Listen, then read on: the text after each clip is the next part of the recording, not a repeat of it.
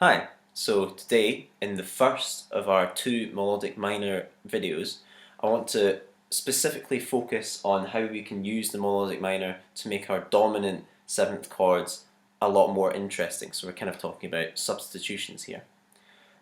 So in all of our classes so far, we've kind of talked a lot about um, just playing, using the arpeggios and the scales to play round like a sort of 2-5-1 kind of sound, if that makes sense. So that kind of ends up sounding like this. So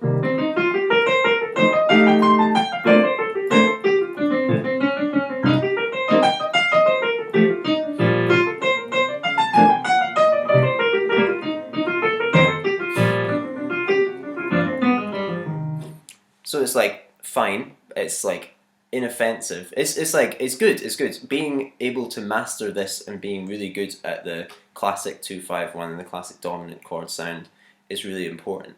But once we get to a stage, as we all will, where we feel very comfortable with this and we want to start adding in something that's just a bit more interesting, this is where our melodic minor modes for dominant sevenths can come in very, very handy. So here is the same 2-5, it's just a 2-5-1 in B flat that I'm playing.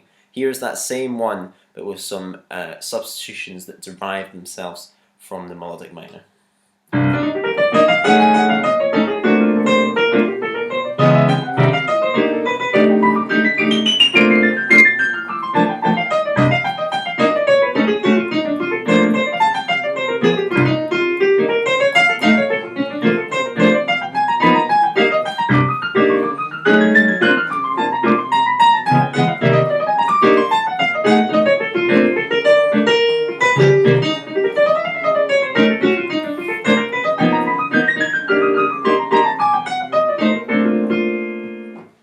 So already it's more interesting when we can vary our kind of tonal palette.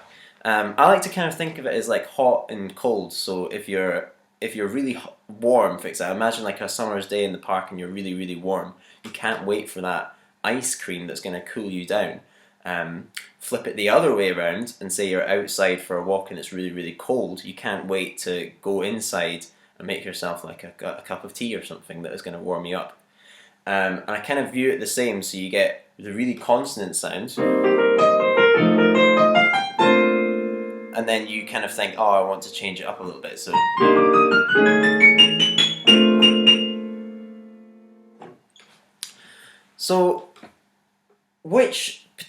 what do I mean when I say taking from the melodic minor to change up our dominant sevenths? Well, in the melodic minor, we have 7 modes, and I'm not going to go through them all because it'll take an hour. I'll go through the ones that I don't cover in the next video, where I talk about other kind of uses for various bits of the melodic minor scale. But we've got 3. We have 3 particular modes in the melodic minor that are very helpful for changing up our dominant sevenths. So we've got Lydian dominant, which is the 4th mode, and it kind of sounds like this. And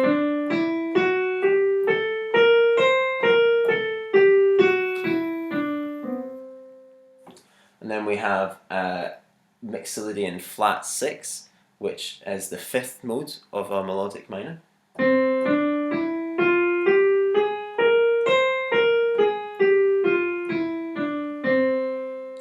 And then we have the one that kind of everyone talks about. We have the altered scale, which is the 7th mode of melodic minor.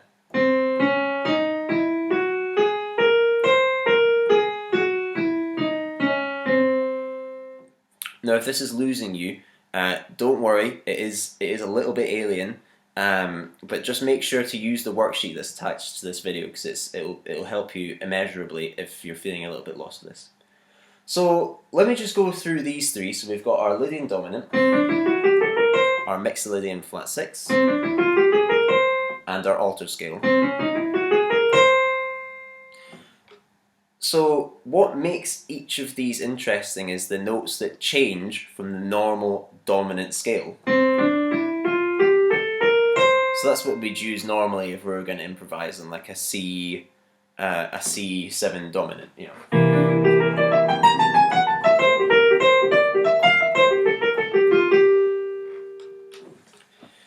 let's take our first one, the first one I mentioned, the Lydian dominant. Now, why is it called the Lydian dominant? So it's obviously based on a dominant chord. All of these scales have the notes necessary to make a dominant chord. That is the 1, 3, and 7, the guide tones, so to speak. So in C7, for example, that would be C, the 1, E, the 3rd, and B flat, the 7th. All of these notes come up in each of these scales, which is what makes them dominant scales. And the reason why we call this scale the Lydian dominant is because it's from the melodic minor, we end up with a sharp 4. So if C dominant 7th is the 4th mode of a melodic minor, it would be the 4th mode of G melodic minor. If we go G, A, B flat, C, it's the 4th note. So in G melodic minor we have G, A, B flat, C, D, E, F sharp, G. Play it from C, and we have C, D, E, F sharp, G, A, B flat, C. And the only note that's different from the normal dominant scale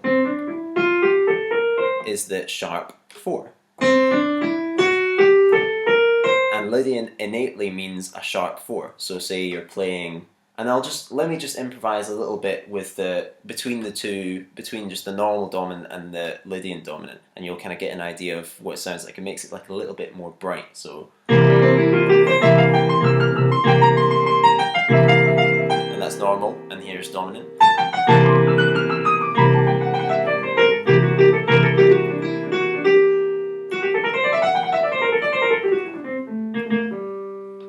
So it's more interesting. So that's one option for you to kind of explore and to use. Now let's move on to our second one. So Mixolydian flat 6. This one, the title is a bit more obvious. It literally just is the Mixolydian scale, but with a flat 6 in it. It's the 5th mode of any given melodic minor. So the C scale will sound like this.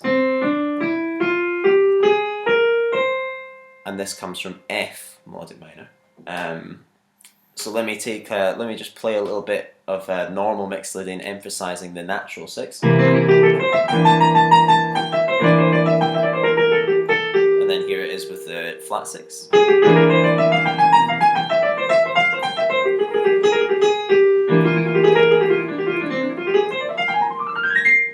So it's a lot more dark. That's a very dark substitution to have to use our 5th mode, our Mixolydian flat 6, but I still think it's very nice.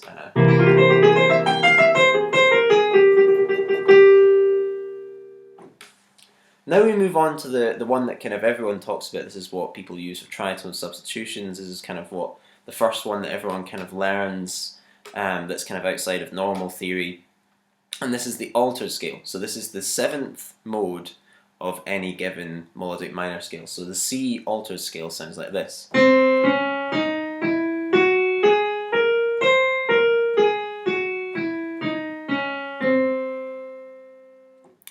So the reason that sounds so kind of mental, is because every note that can have been altered has been altered. So let me just spell out the notes for you. This is C altered, so this is the D flat melodic minor scale. So we've got C, D flat, E flat, E, G flat, A flat, B flat, C. And you sort of think that doesn't resemble any normal scale, but it still has our C, our E, and our B flat in it. So it still is a dominant scale. And if you think about what usually gets changed within a chord, so usually we're like flattening, sharpening the 9, we're sharpening the 11, we're flattening the 13th or the 6th. This has all of that. So we've got C, D flat, which is flat 9, E flat, sharp 9, E, normal note, needed to retain the quality of the chord, G flat or F sharp, which is a sharp 11, and we've got A flat, flat 6, flat 13, both the same, B flat, C. And it kind of gives it this really nice exotic sound. So if I kind of play that within the context of a 2-5-1, so here's a normal 2-5-1, and here it is with an altered.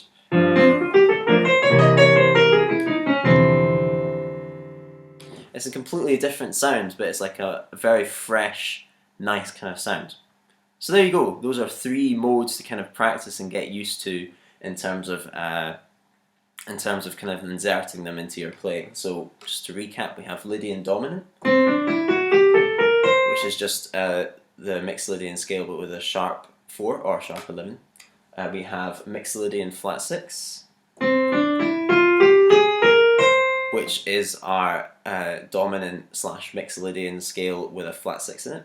And then we have altered, which is kind of all the notes that can be altered have been altered.